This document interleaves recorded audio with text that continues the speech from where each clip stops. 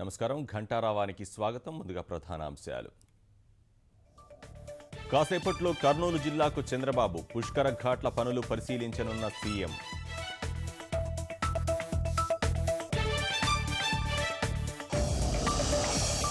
శ్రీశైలం పుష్కర పనుల్లో అధికారుల నిర్లక్ష్యం, అవసరం లేని చోట్ల కోట్లు వెచ్చించి పనులు.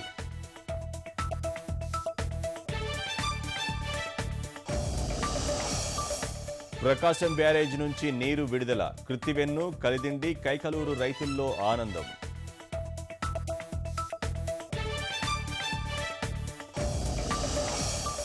యునెస్కో జాబితాలో మరో 2 భారత ప్రాంతాలు, చండీగఢ్ క్యాపిటల్ కాంప్లెక్స్, కాంచన్జంగా పార్కులకు చోటు.